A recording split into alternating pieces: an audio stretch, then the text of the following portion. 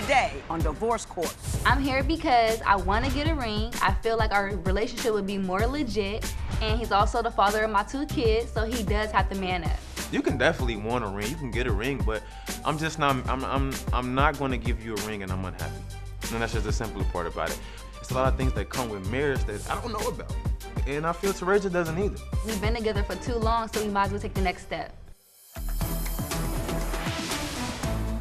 Divorce Court is now in session. Good day, ladies and gentlemen. I'm here with Terasia Bradshaw and Joshua Tiller. The 2 of you have been together for 3.5 years. You're here on a before your vows case, and not necessarily we love each other, but we just are having some complications that you want him to put a ring on it already, and he's not ready to do it. So in your paperwork, this is what she says. What I want from the judge, I want the judge to knock some sense into Josh and help him realize he's not going to find a better woman than me. That was your request. Right. So I'm just kind of letting you know what kind of ride we're in for here today. Now, having said all, you guys got 2 kids together already. You're 22, and you're both 22, Yes, correct? ma'am. Yes, ma'am. 2 kids already, and you think he's cheating on you, and you still want to marry him. Why do you think he's cheating? Let's go for that first. Well, the first reason why I think that he's cheating is because I actually have some type of proof. Okay. When I was 5 months pregnant. With 1 or 2? With 1. Uh-huh. So this is child number 1. I was 5 months pregnant, and I was really sleepy. So I go to sleep pretty early when I was pregnant. Uh-huh. I'll wake up maybe like 12, 11 o'clock in the nighttime, and I'll look around the house, he's not there. So I'll go outside the apartment, he's not there. Go outside to the car, he's not there. So I'm getting kind of like suspicious, like where could he be at? Then one day I seen that he had a phone call, and it was a girl. So I called her back. She ain't really say too much, but I told her, like, come get him. If you want to talk to him, y'all be hanging out late at night, come get him. So she did. He didn't want her, listen, Judge, he didn't want her to come to the house. They went to a high school down the street. So I went to the high school, waited for like 2 hours. They came back. They didn't know I was in a parking lot with my car. So he jumped out the car, he sees me. I try to pull up and try to tell her, like, well, no, he's staying with you. She pulls off. I try to get in my car to drive and follow her to let her know, like, come get him. And he stops me by putting the car in park. And that was the end of that. He keeps denying that they ain't had nothing going on, but I feel like, why was you sneaking out in the middle of the night for this person? Listen, let me tell you young women something. Y'all don't know how to leave a man. You know? What do you mean? You're gonna get in a car and chase him down to the high school, and then you're gonna chase this other girl around and tell them to take him. You say, get your stuff, get out, shut the door, period. End of story. That's it. You don't have to prove anything to anybody. You don't have to find out who he let. I don't care. He could date anybody. He's not of interest to me anymore. Out the door, take your stuff, go. Before I give you another reason, let Mr. Tiller explain to him the circumstance at the high school and what turned out almost to be a high-speed chase. First of all, it wasn't really me sneaking out. I know how Terasia gets. She's very dramatic, and to use that all one word, she crazy. So I get down to the high school and I'm talking to the girl. Her friend was in the car, so it wasn't like we were alone. It was somebody else in the vehicle too. And we were just talking. But isn't it just weird to get in your car in the middle of the night to talk to somebody in the parking lot of a high school? I mean, you know, if you were a drug dealer or something, I could see, you know, hey, you know, but for the purposes of conversation, isn't that odd? It's very odd. At the time, I wasn't really concerned with that because me and her were having our own little problems, so the girl was just somebody to talk to. Which the way I went about it was absolutely wrong, but I did it. Can I just make this suggestion? Since I yelled at her, let me go ahead and yell at you. you don't go to other women about you not being happy with your woman, because that other woman is gonna have designs on you, and she go, yeah, oh, she's no good. They've got all that, you know what I mean? And if you're a good-looking dude, and she may want to pull you, she's never ever gonna give you advice that is going to be helpful to you. She's looking out for herself. That's number one. Number two, 22-year-olds don't know anything. Y'all don't know anything. Your 22-year-old friends don't know anything. If you want to find out what's going on with a woman and a relationship, find an older woman that is in your family who likes you, who will talk to you. Yes. All right? Yes, ma'am. Holy cow. There's multiple times where she's then chose other things over me, like her friends. She spends 2 weekends of the month in the club. And I got a really big problem with that. And then you tell me that you want me to take you on a date, but you can't even sit next to me on the couch.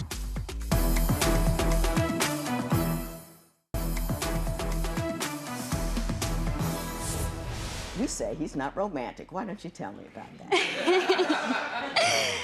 Well, for one, he's not romantic because it seemed like when I want to do stuff, like maybe I want to go take a walk down, like in the park at nighttime. We live in Cincinnati, so we have a river that we can go to and look and see downtown Cincinnati when it's light up. He don't even want to do that. He think everything got to be about money. And I feel like it's not about money. We can do the simple things. Simple things make me happy. But he can't understand that. He just feels like it's all about sex. It's all about what he wants. But he can't never give me what I want. So I feel like, why? Did you hear what she just said? Oh, I heard it. Tell me what you think she meant when she said that. What is her complaint? I don't basically give her any attention. Not quite. Let me ask you this. Do you see any truth in what she just said? Do you see where she gets that idea from? Yes and no. Okay, explain that to me. Yes, because I understand exactly what she's saying. I'm not lost on that part. But the no part is, you can't demand or ask something from somebody and then don't try to give them anything in return. Explain that to me. You can't tell me that you wanted me to be romantic and all these different things, but I don't even get no affection or no romance from you. That it goes both ways. Just like I said, you can't. So you feel unappreciated as well? Absolutely. Tell me why you feel unappreciated. There's multiple times where she's then chose other things over me, like her friends or what's going on social media, all these different type of things over me. She would rather go to the club than to spend the time with me. She spends 2 weekends or 3 of the month in the club. But I don't even see you, and then you at work all day, and when you come home, you on your phone. You talking to your friends. You don't talk to me. And I got a really, really, really, really big problem with that.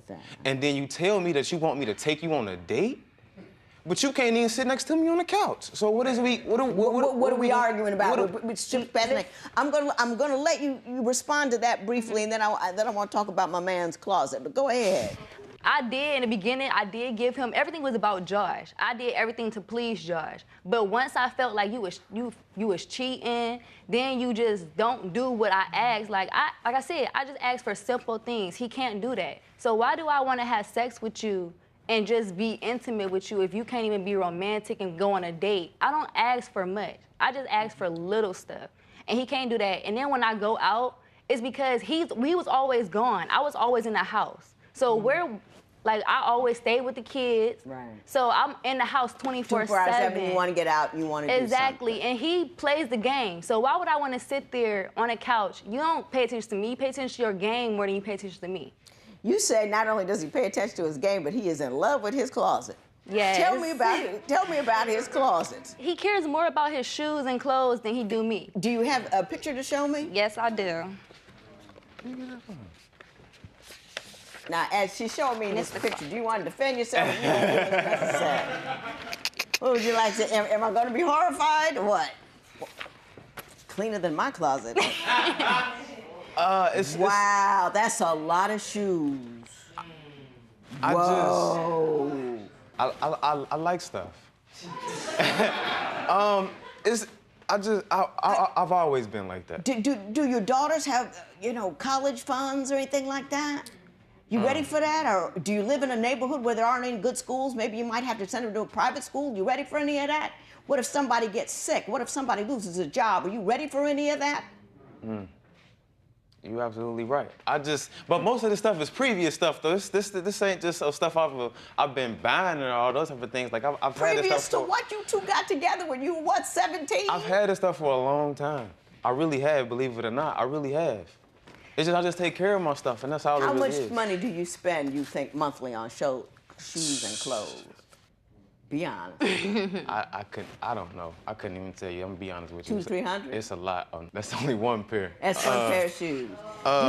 Do you know how much money you would have if you put $200 to $300, maybe in a mutual fund or an investment account, or for your kids' education, $300 every month? Do you know those girls would be solid by the time it was ready for them to go to school? But rather than that, rather than invest in their mind and in their future and in their current day health and welfare, should something go amiss at your house, you are investing it in your feet.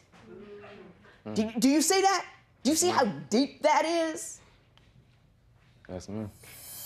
I got in a car accident, hit a mailbox. The police said something that he didn't like to me, and he felt like he had the need to say something, and him and the police got in an argument. Then they started wrestling. Yeah, you can't be wrestling with the police. That thing can turn out really wrong.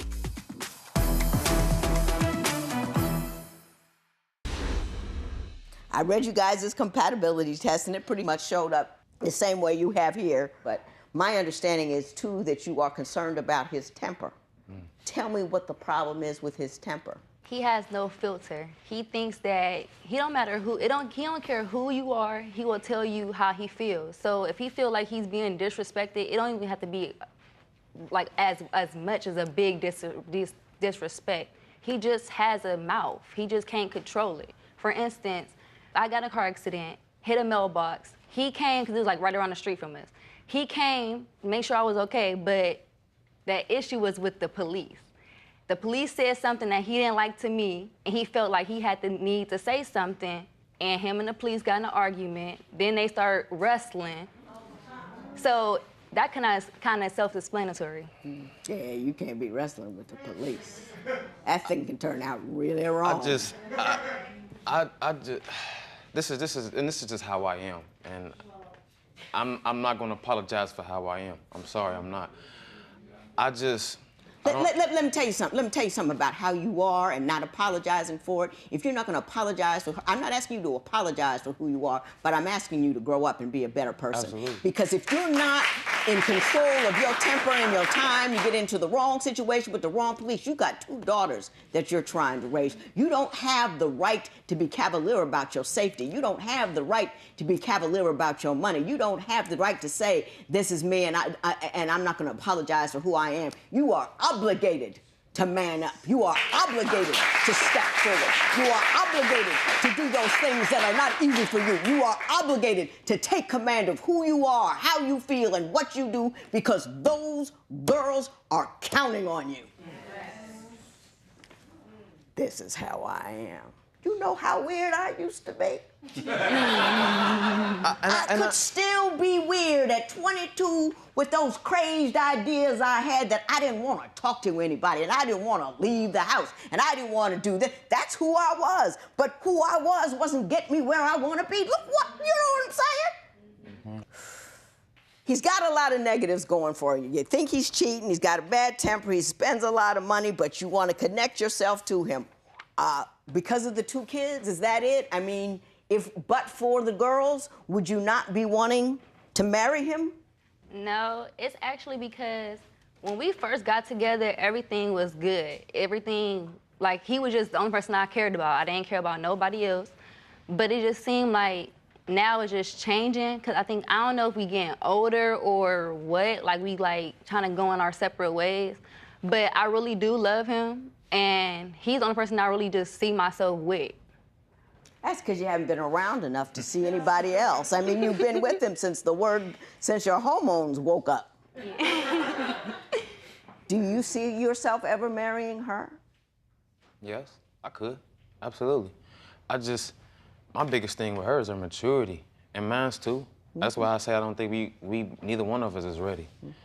It's always something. And I know that in a marriage, you're gonna have your problems. But I feel like, so to speak, we in a little marriage, a mini marriage, if you wanna call it. We in a relationship. And if we can't get this right, I hear you. and I'm not trying to go through that. I hear That's too you. much paperwork. I hear you. I hear you.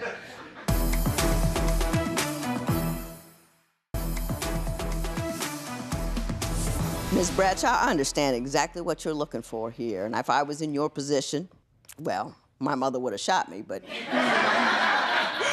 I would want the same thing. I wouldn't want to be anybody's baby mama. I would want to be somebody's wife. I would want to have that legal obligation there that he has to be there and support you and support them and have that status. I would do that. The best way not to be a baby's mama is don't have children until you're married. Control your fertility. There are plenty of ways out there to control it. And what you've done is you have lost all your leverage and power. You're so invested in keeping him because those are your baby's kids, and he has no real need to do anything in your direction because everything's fine for him the way it is. And I'm sorry that it's that way, but the only thing I can ask from you is to get a bigger life.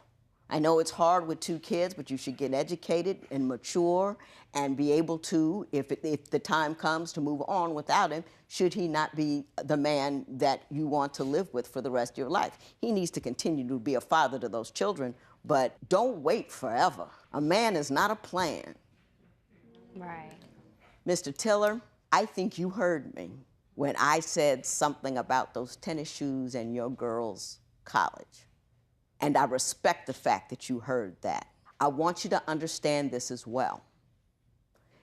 Your daughters will put up with whatever she ends up putting up with from you. And if you want to feel like nothing one day, you run up on your 16-year-old daughter knocked up by some dude who don't want to keep her and who's running around. Talk about hurt your heart. And you're not a callous guy. You're a thoughtful guy. You're a thinking guy. And I think that will kill you. But that's exactly what you're teaching your daughters to take. Bare minimum. Bare minimum. And how damning that is to give your children bare minimum. I hope that whatever you two do, you do so in a manner that does not condemn your daughters to a life you wouldn't want to have them live. You're too young to get married now. You don't know nothing. I hope you get married one day once you learn something. But I wish you and your daughters the very best of luck. This matter is adjourned.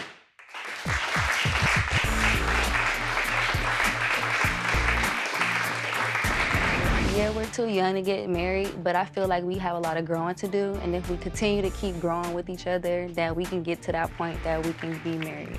I need to set goals for myself and understand that my kids are my future and they should be important to me rather than materialistic things. Also with that, my girl, I need to start paying more attention to her and letting her see that I am there and I do see her. Whatever she needs, I should just give it to her, romantically, whatever. And I really think that was an eye-opener to me, listening to the judge and hearing it from somebody else's point of view.